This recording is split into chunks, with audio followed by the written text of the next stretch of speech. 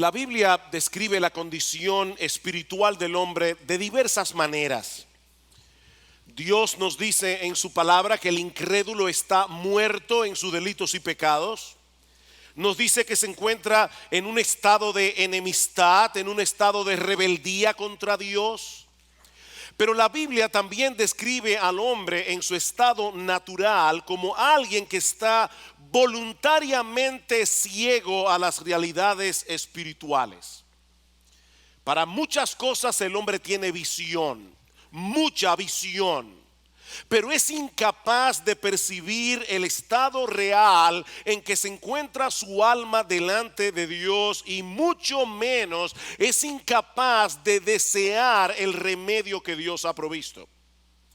Pablo dice en 2 Corintios capítulo 2 versículo 14 que el hombre natural, es decir, el hombre tal como sale del vientre de su madre, el hombre que todavía no ha nacido de nuevo, que no ha sido regenerado, no percibe las cosas que son del Espíritu de Dios, porque para él son locura. Pablo dice que no las puede entender porque se han de discernir espiritualmente. Y en 2 Corintios 4:3 Pablo dice de manera más explícita que el Dios de este siglo cegó el entendimiento de los incrédulos para que no les resplandezca la luz del evangelio de la gloria de Cristo, el cual es la imagen de Dios. El hombre incrédulo está espiritualmente ciego, y con una ceguera que es 1000 veces peor que la física, porque ni siquiera le permite darse cuenta de que él está ciego.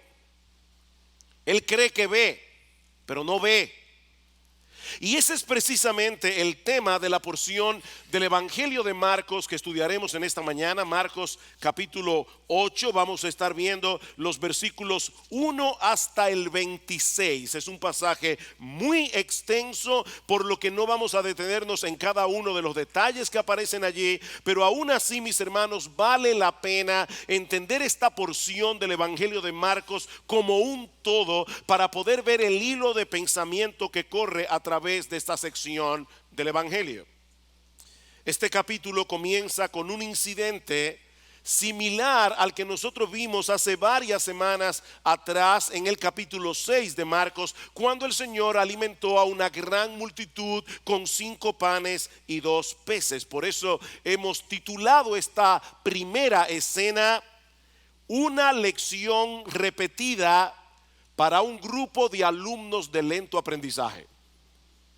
¿Qué es lo primero que nosotros tenemos en los versículos 1 al 9 del capítulo 8 del Evangelio de Marcos? Una lección repetida para un grupo de alumnos de lento aprendizaje. Marcos capítulo 8 versículos 1 al 3. En aquellos días, es decir, que Marcos está conectando lo que él ha venido describiendo del ministerio de Jesús en esa región llamada Decápolis, al otro lado del Jordán. Dice: en aquellos días, cuando de nuevo había una gran multitud que no tenía que comer, Jesús llamó a sus discípulos y les dijo: tengo compasión de la multitud, porque hace ya 3 días que están conmigo y no tienen que comer. Y si los despido sin comer a sus casas, desfallecerán en el camino, pues algunos de ellos han venido de lejos. El Señor Jesucristo se encuentra todavía, como decía hace un momento, en esta región de Decápolis con sus discípulos, un territorio poblado mayormente por gentiles. Y Marcos nos dice que una vez más, de nuevo, dice en el versículo 1, se reunió en torno a él una gran multitud que no tenía que comer. ¿Cuánto desearíamos los pastores siempre tener congregaciones así? ¿Ustedes se imaginan? 3 días aquí predicando la palabra y que a ustedes se les olvide que no tienen que comer. Eso sería fantástico. Pero después me desperté. Estas personas, es que yo quiero que ustedes noten esos pequeños detalles que aparecen en el Evangelio de Marcos. Estas personas, mis amados hermanos, se habían absorbido tanto en las enseñanzas de Jesús durante 3 días que aparentemente no se habían dado cuenta que sus provisiones se habían comenzado a agotar y ellos estaban en un lugar desértico, así que era una situación desesperada, y Marcos dice que eso movió al Señor a compasión. Y la palabra que se usa aquí, la palabra griega, significa literalmente que a Jesús se le removieron las entrañas. Algunos habían venido desde muy lejos, por lo que no iba a ser fácil para ellos encontrar provisiones, y Jesús sabía que ellos podían colapsar en el camino. Eso es lo que significa literalmente la palabra desfallecer en el versículo 3. Jesús sabía que ellos iban a colapsar si se iban a sus casas. Y mis hermanos, ¿saben lo que eso nos enseña? Que el Señor Jesucristo es un Salvador compasivo. Él no se conmueve únicamente por nuestros problemas espirituales y eternos. Él también está consciente, Él también está atento a nuestros problemas terrenales y temporales. Él no es indiferente al hambre, Él no es indiferente a la enfermedad, y eso lo vemos una y otra vez en los evangelios. Su corazón es movido a misericordia ante todo tipo de necesidad, ante todo tipo de sufrimiento. Ahora, lo interesante que nosotros vemos en este pasaje es que Él quiere desarrollar en los suyos, es decir, en ti y en mí, esa misma clase de compasión, esa misma clase de misericordia. Y es por eso que en el versículo 2 el Señor comparte su inquietud con los discípulos. Le dice: tengo compasión de la multitud. Y de paso es la primera vez y la única vez en los evangelios donde se dice eso del Señor, de la boca del Señor mismo. O sea, los evangelistas dicen que Él tenía compasión, pero ahora es Cristo el que está abriendo su corazón y dice: tengo compasión por esta multitud, porque hace ya 3 días que están conmigo y no tienen que comer. Él comparte esta inquietud con los discípulos. Pero mis hermanos, como sucede muchas veces, donde Jesús ve una oportunidad, nosotros vemos un problema. Y cuando vemos el problema, perdemos la oportunidad. ¿Cómo reaccionaron los discípulos? Versículo 4. Sus discípulos les respondieron: ¿y dónde podría alguien encontrar lo suficiente para saciar de pan a estos que están aquí en el desierto? De verdad que hay momentos que uno está leyendo los evangelios y uno saca exclamaciones. Yo no sé tú, pero a veces yo digo: ¿what? Déjame hacerte una pregunta. Si tú hubieras estado allí en ese momento, ¿cuál habría sido tu respuesta a los discípulos? Imagínate, ¿te acuerdas la serie El túnel del tiempo? Algunos se acordarán. Bueno, imagínate que tú puedes tomar el túnel del tiempo y llegar a ese momento particular con el conocimiento que tú tienes ahora de los evangelios, y más particularmente con el conocimiento que tienes del evangelio de Marcos, y escuchas a los discípulos hacerle esta pregunta a Jesús: ¿de dónde vamos a sacar comida para que coman todos estos? ¿Qué tú les habrías respondido? Bueno, yo no sé tú, pero probablemente yo les hubiera dicho: ¿cómo que de dónde? De ese Señor de gloria que puede multiplicar unos cuantos panes y unos cuantos peces y convertirlos en un banquete. Jesús puede hacer eso. Bien, esa es la respuesta correcta. Pero ¿saben qué, mis amados hermanos? Yo me temo que de haber estado allí, lo más probable es que tú y yo habríamos reaccionado exactamente como ellos lo hicieron. Exactamente. Tenemos un serio problema, tú y yo tenemos un serio problema para aplicar lo que conocemos del Señor. Cuando estamos en un momento difícil, cuando estamos en medio de la prueba, cuando estamos en medio del dolor, se nos olvidan los principios bíblicos, se nos olvida la teología.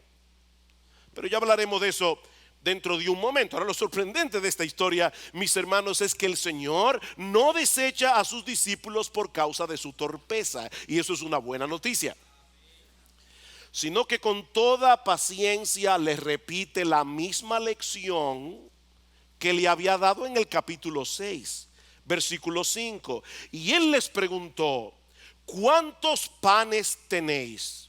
Y ellos respondieron: 7. Entonces mandó a la multitud que se recostara en el suelo, y tomando los 7 panes, después de dar gracias, los partió y los iba dando a sus discípulos para que los pusieran delante de la gente, y ellos los sirvieron a la multitud. También tenían unos pocos pececillos, aparentemente sardinas, y después de bendecirlos mandó que estos también los sirvieran. Todos comieron y se saciaron, y recogieron de lo que sobró de los pedazos 7 canastas. Los que comieron eran unos 4,000, y los despidió. Marcos no nos dice cómo fue que operó el poder de Jesús para hacer este milagro, y eso es algo que siempre me lo he preguntado. ¿Sería que al partir el pan crecía el otro pedazo?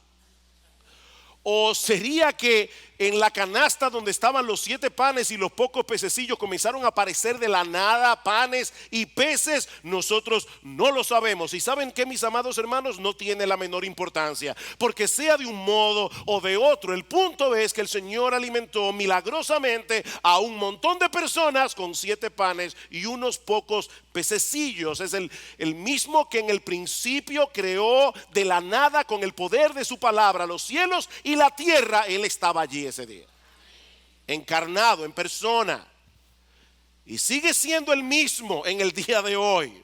Un Salvador compasivo y todopoderoso. Marcos dice en el versículo 9 que eran 4,000 personas, y Mateo, en el pasaje paralelo en Mateo 15:38, dice que ese cálculo fue sin contar las mujeres y los niños. ¿Cuántas personas habían allí? Probablemente más de 15,000. Y aún así sobraron 7 canastas llenas de comida. Y de paso, mis hermanos, la palabra que usa Marcos aquí para canasta no es la misma que se usa en el pasaje anterior, en el capítulo 6. Esta era una canasta, como nosotros tenemos una fuerte influencia norteamericana.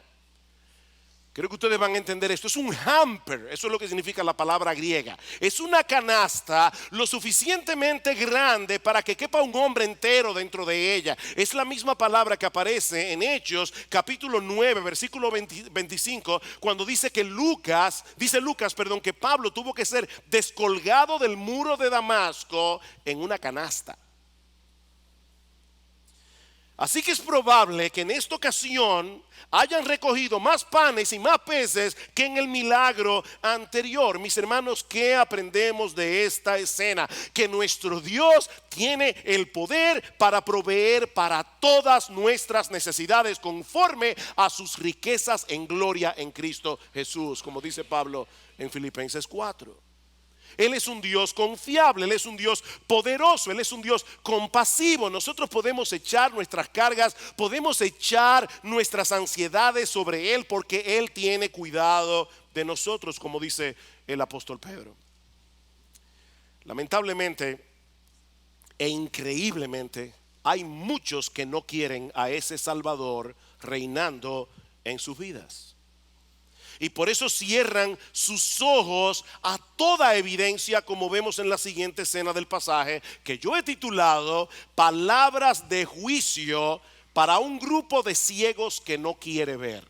Palabras de juicio para un grupo de ciegos que no quiere ver. Marcos nos dice en el versículo 10 que inmediatamente después del milagro Jesús se embarcó a la región de Dalmanuta con sus discípulos, donde es confrontado por los fariseos. Versículo 10: y subiendo enseguida a la barca con sus discípulos fue a la región de Dalmanuta. Entonces salieron los fariseos y comenzaron a discutir con él, buscando de él una señal del cielo para ponerle a prueba. Esta fue la última confrontación de Jesús con los líderes religiosos de Israel en la región de Galilea, porque unos días más tarde el Señor iba a dirigirse a Jerusalén y allí sería juzgado, allí sería condenado a muerte. Así que en cierto modo, mis amados hermanos, lo que nosotros estamos viendo aquí en el capítulo 8 del Evangelio de Marcos marcó el principio del fin del ministerio terrenal de Jesús. Y es interesante notar que los fariseos fueron a buscar a Jesús para discutir con él. No fue que se encontraron con Jesús por accidente. Ellos andaban detrás de Jesús. ¿Y saben por qué andaban detrás de Jesús? Porque estos hombres no soportaban el evangelio de la gracia. Ellos andaban detrás de Jesús porque ellos estaban tan absortos en su propia justicia que ellos odiaban el evangelio. El evangelio era un insulto para estos hombres. Y ellos veían a las personas yéndose detrás de Jesús y estaban preocupados y querían desacreditar al Señor delante de todo el mundo. Y por eso es que le piden una señal del cielo. ¿Notaron eso? Danos una señal del cielo. Y ese detalle es importante. Los judíos pensaban que Satanás podía imitar los milagros de Dios siempre y cuando se tratara de cosas que ocurrían aquí en la tierra. Pero ellos creían que Satanás no puede imitar los milagros que ocurren en el cielo. Y eso es precisamente lo que ellos están pidiendo aquí. No vengas con esos milagros que tú haces aquí en la tierra, porque ya sabemos que el diablo puede hacerlos también. Haz algo verdaderamente extraordinario, algo que tenga que provenir directamente del trono de Dios. Detén el sol como hizo Josué en Gabaón, o haz que llueva fuego del cielo como hizo Elías. Eso es lo que nosotros queremos, una señal del cielo. No venga con un milagrito aquí, no. ¿Cuál fue la respuesta de Jesús a esta ridícula petición? Versículo 12. Suspirando profundamente en su espíritu, dijo: ¿por qué pide señal esta generación? En verdad os digo que no se le dará señal a esta generación. Y dejándolos, se embarcó otra vez y se fue al otro lado. Mira, si tú vas delante de alguien y le demandas algo y su reacción es un profundo suspiro, déjame decirte algo, puedes estar seguro que lo que sigue no será nada bueno. Ese suspiro de Jesús fue una fuerte reprensión a este grupo de hombres que había determinado rechazarle a él como el Mesías profetizado en el Antiguo Testamento, no importa las evidencias que lo señalaban a él como el Mesías. Ahora, hermanos, para poder entender lo que está sucediendo aquí, es necesario que nosotros vayamos al capítulo 6 del Evangelio de Juan. No tienen que buscarlo, pero luego del primer milagro de la multiplicación de los panes y los peces, los judíos le hicieron a Jesús una petición similar. Dice en Juan capítulo 6 versículo 30: ¿qué señal haces tú para que veamos y te creamos? Nuestros padres comieron el maná en el desierto, como está escrito: pan del cielo les dio a comer. Y Jesús les dijo: de cierto, de cierto os digo, no os dio Moisés el pan del cielo, mas mi Padre os da el verdadero pan del cielo, porque el pan de Dios es aquel que descendió del cielo y da vida al mundo. En otras palabras, Jesús les está diciendo: ¿ustedes creen que Dios autenticó a Moisés porque les dio a comer el maná en el desierto? No, yo soy el verdadero pan que descendió del cielo para darles vida. En una forma todavía más clara, lo que Jesús está diciendo es: ustedes me están pidiendo a mí que les dé una señal y no se están dando cuenta que yo soy la señal. Yo soy la señal. Si ustedes no creen a pesar de lo que han visto en mí, no van a creer de ningún modo, porque no existe una señal más convincente que yo. Yo soy la señal. Mis hermanos, piensen en esto por un momento. El Dios del cielo se hizo hombre. ¿Ustedes se imaginan eso? El Dios del cielo se hizo hombre. El Dios del cielo vivió una vida perfecta. El Dios del cielo llevó a cabo milagros extraordinarios como la multiplicación de los panes y los peces. Predicó la palabra como nunca nadie lo ha hecho ni lo hará jamás. Y todavía le estaban pidiendo evidencias de que él era un enviado de Dios. ¿Saben por qué Jesús no respondió a la demanda de los fariseos porque ellos no necesitaban más pruebas, ellos necesitaban arrepentimiento. Ellos no necesitaban más pruebas. Leí en estos días algo que dijo el famoso ateo pensador francés Voltaire. Él dijo una vez, oigan esto, si aún llegara a suceder que ocurriera un milagro en un mercado abierto ante 1,000,000 de testigos confiables, preferiría desconfiar de mis sentidos que admitir el milagro. ¿Qué les parece? ¿Cuál es el peor ciego? El que no quiere ver. No hay peor ciego que el que no quiere ver. Esa es la acusación de Pablo a toda la raza humana en el capítulo 1 de su carta a los romanos. Dios se ha revelado a través de la creación y lo ha hecho de una manera inconfundible, pero el hombre ha decidido detener con injusticia la verdad. El hombre detiene con injusticia la verdad. Él sabe que Dios existe, él sabe que Dios creó los cielos y la tierra, él lo sabe en el fondo de su corazón, pero él pretende vivir como si no lo supiera. Él se hace el tonto. Yo decía, ayer puse un Twitter. Sí, yo uso Twitter. Un Twitter que decía, no es por ser más inteligente que los incrédulos son incrédulos, es porque son deshonestos intelectualmente. Son deshonestos intelectualmente. En Juan capítulo 3 dice, la luz vino al mundo. Ese es el problema, la luz vino al mundo. ¿Y qué hicieron los hombres? Amaron más las tinieblas que la luz. Mis hermanos, eso es trágico. Esta petición ridícula de los fariseos evidenciaba tal dureza de corazón, tal obstinación contra la verdad, que no valía la pena hacer el menor esfuerzo para tratar de convencerlos de lo contrario.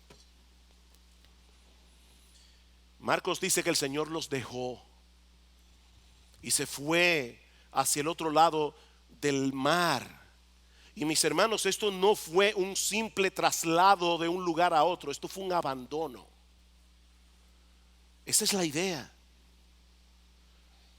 El Señor es muy paciente, muy paciente. Pero mi amigo, si tú estás aquí sin Cristo, déjame darte una advertencia muy sobria, muy solemne. Hay un momento en que el incrédulo traspasa una línea de no retorno. Una línea conocida únicamente por Dios. Cuando termina toda oportunidad de arrepentimiento, ese día los fariseos cerraron para siempre las puertas de salvación para ellos. Para siempre. Probablemente no volvieron a ver a Jesús nunca más. Esto es trágico.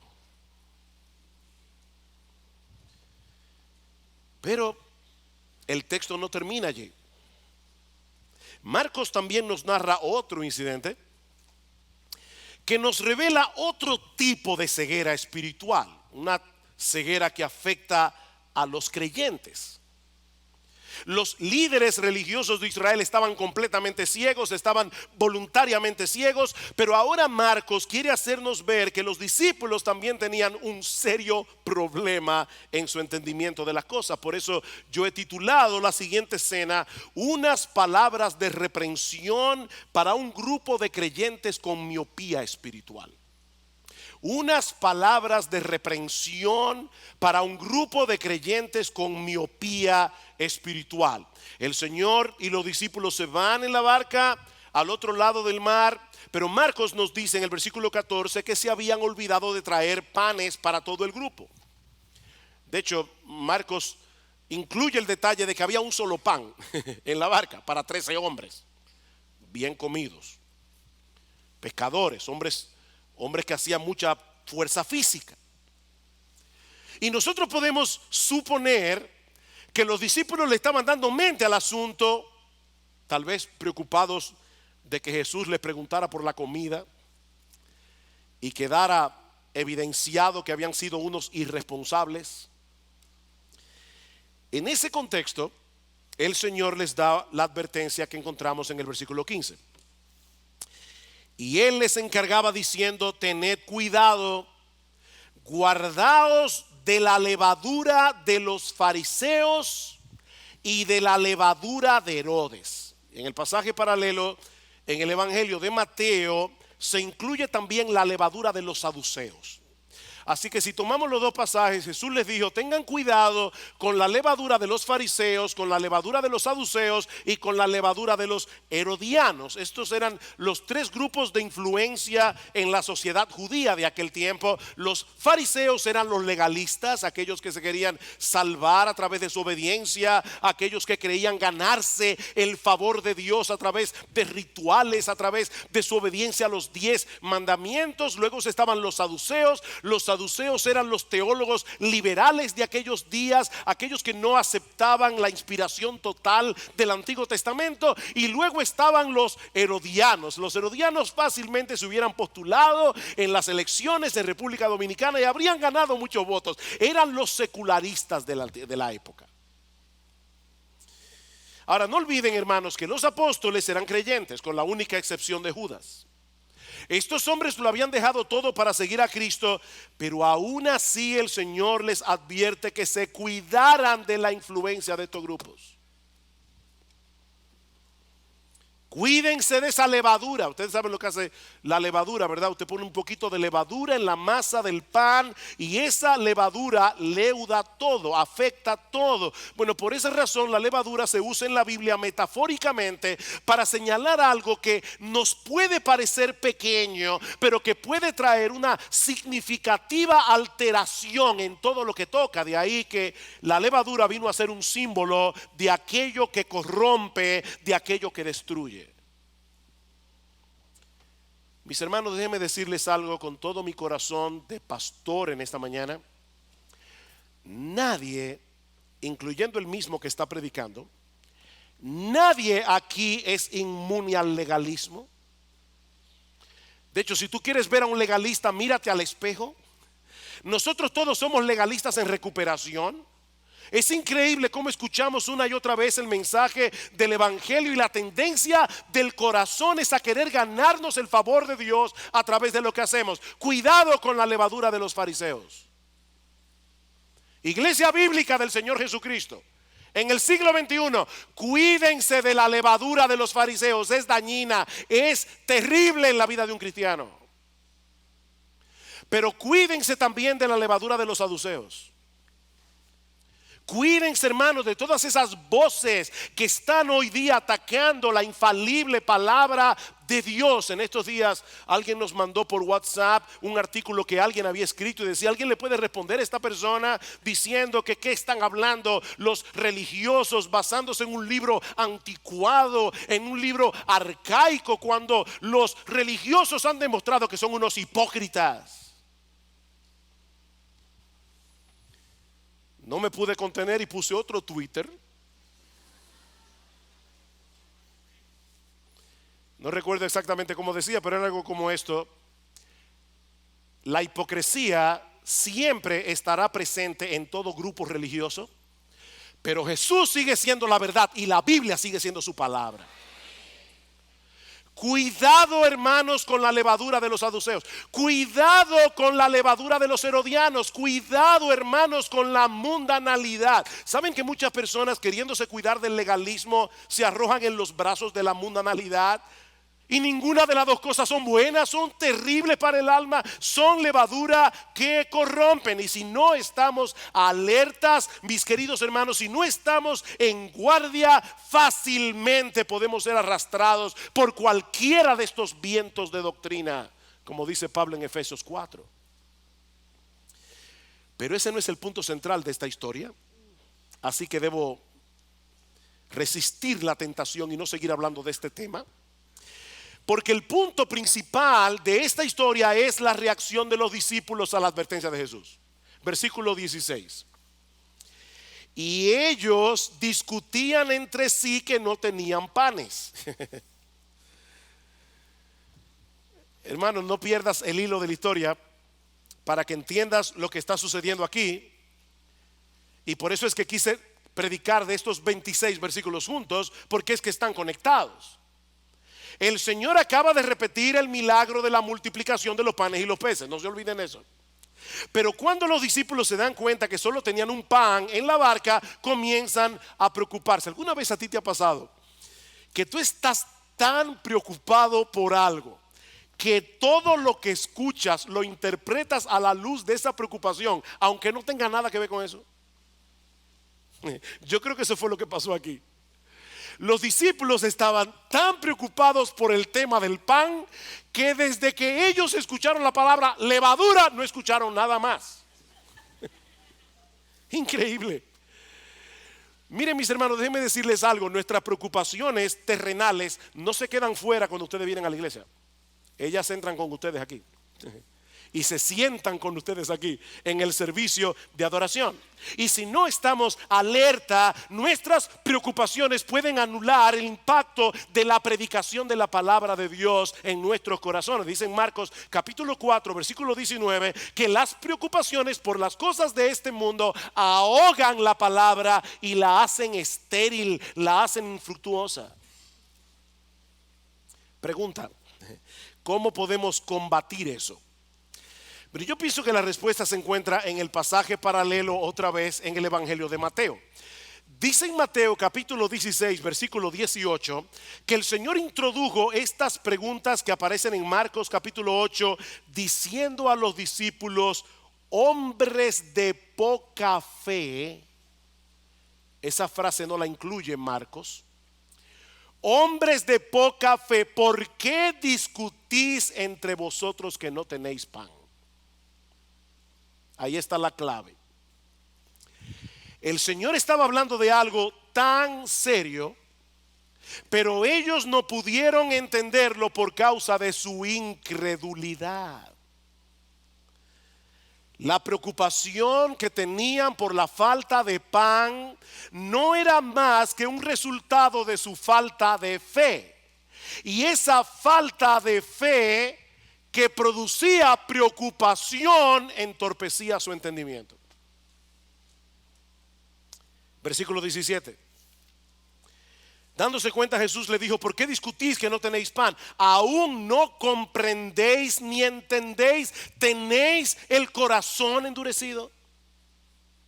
El Señor quiere despertar a sus discípulos a la realidad de que un corazón regenerado, un corazón nacido de nuevo, puede padecer cierto grado de endurecimiento, puede padecer cierto grado de insensibilidad espiritual que no nos permite entender ni asimilar la palabra de Dios. Versículo 18. Teniendo ojos no veis, y teniendo oídos no oís. Ellos tenían ojos, ellos tenían oídos. Cristo les había abierto los ojos en la conversión, pero no estaban viendo.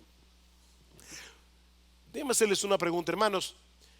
¿Qué cita bíblica está usando Jesús aquí? Teniendo ojos no veis, y teniendo oídos no oís. Isaías capítulo 6. Una cita que Jesús había usado en Marcos capítulo 4 versículo 11 al 12 para decir a los fariseos de su época: por ustedes, dijo Isaías, teniendo ojos no veis, teniendo oídos no oís. Solo que aquí el Señor le está aplicando a los discípulos. El Señor les está diciendo: ¿están ustedes reaccionando como los incrédulos? ¿No recordáis, versículo 18, no recordáis cuando partí los 5 panes entre 5,000? ¿Cuántas cestas llenas de pedazos recogisteis? Y lean el texto con un poco de imaginación. 7. Imagina. ¿Cuánto? 7. Y cuando partí los 7 panes entre los 4,000, ¿cuántas canastas llenas de pedazos recogiste? Ellos dijeron, en la primera fueron 12, ahora fueron 7. Y les digo: ¿aún no entendéis? Mis hermanos, cuidado con ser excesivamente duros con los discípulos sin reconocer al mismo tiempo que muchas veces nosotros somos como ellos. Nos resulta tan difícil conectar los puntos. Olvidamos tan fácilmente. Yo estoy seguro que todos ustedes aquí, si son creyentes de años, de cierto tiempo en la fe, seguro que pueden recordar momentos en su vida pasada en los que pasaron por situaciones bien difíciles y en los que Dios de muchas maneras manifestó su fidelidad. Seguro, yo estoy de eso. Pero entonces viene otro problema. Y olvidamos por completo lo que Él hizo por nosotros en aquella ocasión. Mis hermanos, somos tan lentos para aprender. Pero Jesús es tan paciente para instruirnos. Y me encanta cómo concluye este relato en el Evangelio de Mateo. Dice en Mateo capítulo 16, versículo 12: entonces entendieron que no les había dicho que se guardaran de la levadura del pan, sino de la doctrina de los fariseos y de los saduceos. Finalmente entendieron algo. Porque su ceguera era parcial, era temporal, no como la de los fariseos. Por eso hay un pequeño detallito en el versículo 17 y en el versículo 21, un adverbio que no debemos pasar por alto. Aún no comprendéis. Versículo 21, y les dijo: aún no entendéis, todavía no entendéis. Ese todavía nos da esperanza. Todavía no entendéis. El Señor no se cansa. Mis hermanos, aquellos que tienen luz de la palabra de Dios deben anhelar con todo su corazón tener más luz. Deben orar fervientemente. Ustedes recuerdan esa oración de Pablo en Efesios capítulo 1 versículo 18, luego que Pablo ha dicho: bendito el Dios y Padre de nuestro Señor Jesucristo, que nos bendijo con toda bendición espiritual en los lugares celestiales en Cristo, según nos escogió en Él desde antes de la fundación del mundo, para ser santos y sin mancha delante de Él en amor, habiéndonos predestinado para ser adoptados hijos suyos a través de nuestro Señor Jesucristo. Y va detallando bendición tras bendición tras bendición. Pero cuando llegamos al capítulo, a la mitad del capítulo 1, ¿qué hace Pablo? Orar por los efesios y pedir que el entendimiento de ellos sea abierto, que el entendimiento de ellos sea iluminado, para que nosotros podamos tener una mejor comprensión de todas las bendiciones que Dios ha derramado sobre nosotros. Debemos orar que el Señor abra nuestro entendimiento. Debemos leer las Escrituras. Hermanos, esto es un tesoro. Como decía Salvador en la escuela dominical, esta es la palabra de Dios.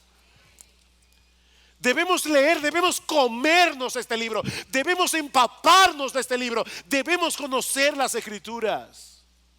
Debemos leer buenos libros que nos ayuden a entenderla mejor. Debemos escuchar la predicación de la palabra con suma atención, en dependencia del Espíritu de Dios, para que la luz de la verdad de Dios despeje las tinieblas que todavía tenemos en el corazón.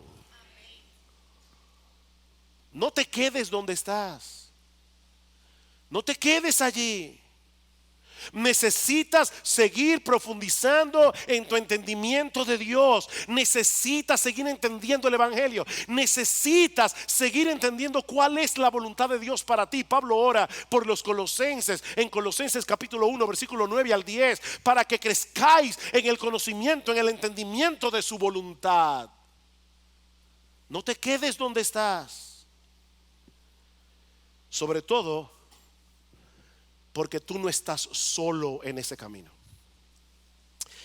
Y eso nos lleva a la última escena de este pasaje, que yo he titulado un milagro esperanzador. Marcos 8, 22. Llegaron a Betsaida y le trajeron un ciego y le rogaron que lo tocara. Tomando de la mano al ciego. Qué tierno, hermanos. Imagínense esa escena. Al Señor Jesús tomando la mano de este hombre y llevándolo lejos de la multitud, dice, tomando de la mano al ciego, lo sacó fuera de la aldea. Y después de escupir en sus ojos y de poner las manos sobre él, le preguntó, ¿ves algo? Y levantando la vista dijo, veo a los hombres, pero los veo como árboles que caminan. Entonces Jesús puso otra vez las manos sobre sus ojos y él miró fijamente y fue restaurado y lo veía todo con claridad. Y lo envió a su casa diciendo, ni aún en la aldea entres. Yo no creo que haya sido por casualidad que Marcos incluyera este milagro precisamente en este punto de la historia. Recuerden lo que decíamos cuando empezamos esta serie: los evangelios son biografías teológicas. Ellos no están narrando cronológicamente la vida de Jesús. Ellos están tomando lo que ellos quieren tomar para darnos una enseñanza. Y es importante entender eso porque la narración de este milagro es exclusiva de Marcos. No aparece en ningún otro de los evangelios. Así que Marcos lo mencionó por una razón en ese punto. De hecho, este es el único milagro registrado en los evangelios hecho por Jesús en dos etapas. Todos los milagros del Señor fueron instantáneos. Jesús le dijo a Lázaro en la tumba, Lázaro, ven fuera. Y de inmediato salió de la tumba y no medio vivo. Salió completamente vivo. Instantáneamente. El Señor calmó el mar en tempestad de una sola vez. Cada milagro fue así, excepto la sanidad de este ciego en Betsaida. ¿Por qué el Señor sanó a este hombre en dos etapas? Bueno, antes de responder esa pregunta, veamos brevemente el milagro. Brevemente, unas personas se acercan a Jesús trayendo a un ciego, les ruegan que lo sane. El Señor, ya vimos, lo toma de la mano, lo saca fuera de la aldea, probablemente para no hacer de esta sanidad un espectáculo. Jesús quería tratar con este hombre de una manera muy personal. Y una vez se aleja de la multitud, el Señor hace algo bien extraño. Niños, este fue Jesús, no hagan eso con otros. Como dicen a veces los anuncios de cosas peligrosas, no intenten hacer esto en casa. ¿Qué hizo el Señor? Escupió los ojos del ciego. De hecho, ya nosotros habíamos visto que el Señor había hecho algo similar en Marcos capítulo 7 cuando sanó a un tartamudo. Probablemente, recuerden, este hombre está ciego. El Señor quería que él percibiera de una forma tangible, algo va a pasar con mis ojos. Así que el Señor escupe los ojos del ciego y lo toca con su mano. Y así el ciego puede depositar su fe en él. Algo va a pasar. Jesús le pregunta, ¿tú ves algo? Y él dice, veo los hombres, pero como árboles que caminan. En otras palabras, él había comenzado a ver, pero todavía su visión era borrosa, la sanidad era incompleta. Así que el Señor pone las manos sobre sus ojos una vez más. Y me encanta, dice que su visión fue restaurada y que lo veía todo con claridad. Esa palabra que se traduce como claridad es una palabra compuesta del griego que significa ver de lejos con toda nitidez. 20. La saliva de Jesús fue un láser y sanó a este individuo. Ahora bien, otra vez, hermanos, ¿por qué Jesús sanó a este ciego en dos etapas?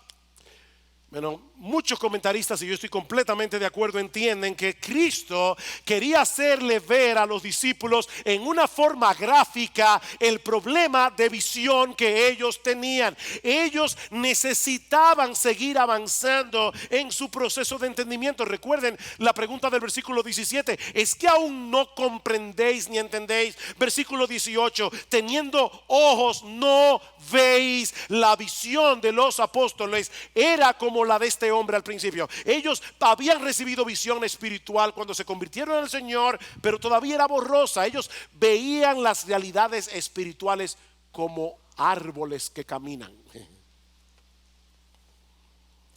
Estos hombres necesitaban crecer en su entendimiento. Y este milagro era una especie de ilustración viviente, no solo de su necesidad, sino de la obra que Jesús iba a seguir haciendo en ellos. Hay mucho que aprender, hermanos,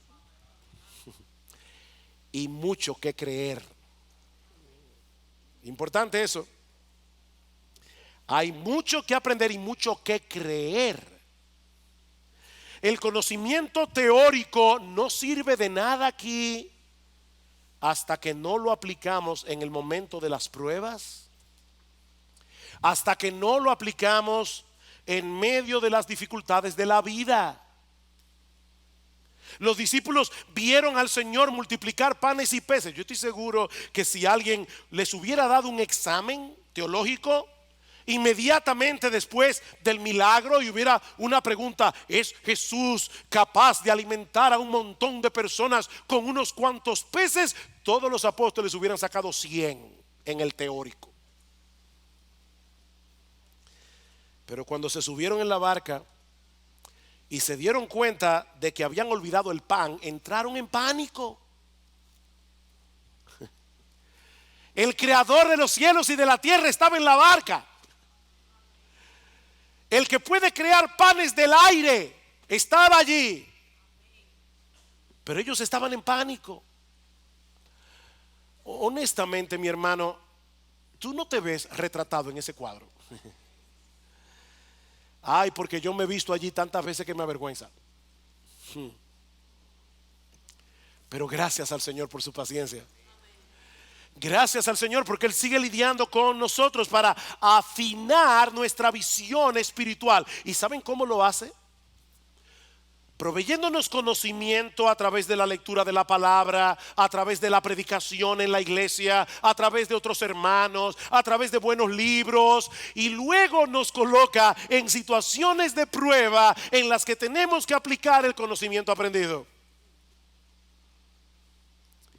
Las pruebas de la vida son el examen práctico. Y lo bueno,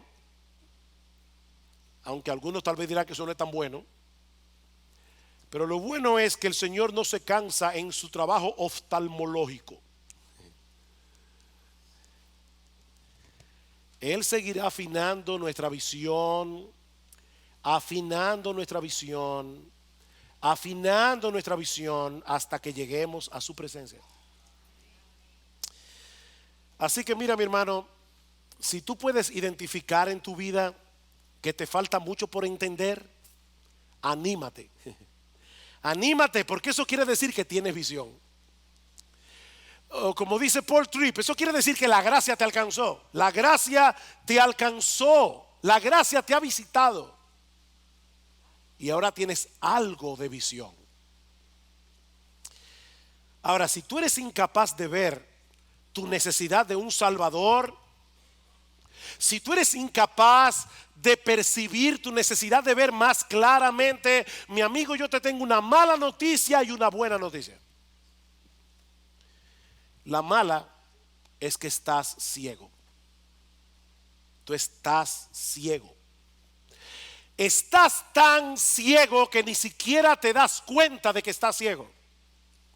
Estás tan ciego que tú no puedes ver que no puedes ver.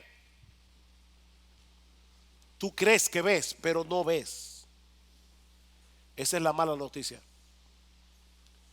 La buena es que Dios te trajo hoy aquí para que escuches ese diagnóstico.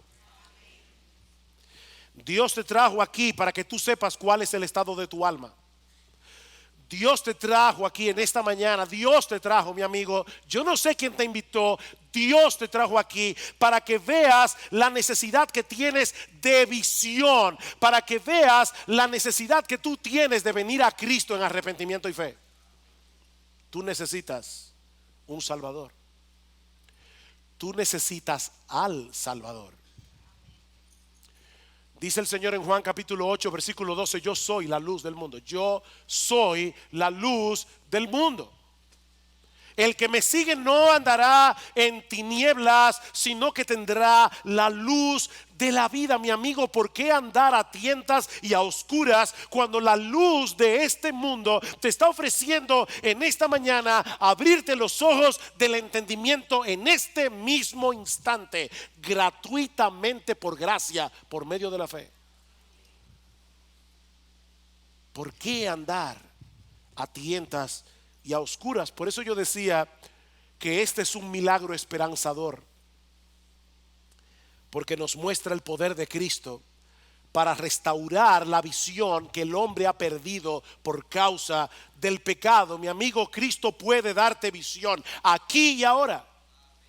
Si confías enteramente en Él, si miras hacia Él como tu única esperanza de salvación.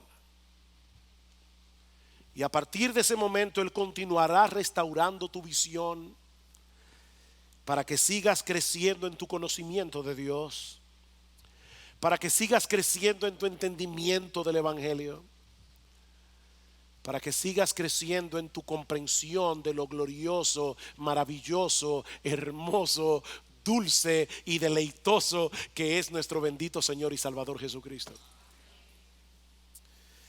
Mi amigo, no desprecies la oportunidad que el Señor te está brindando hoy.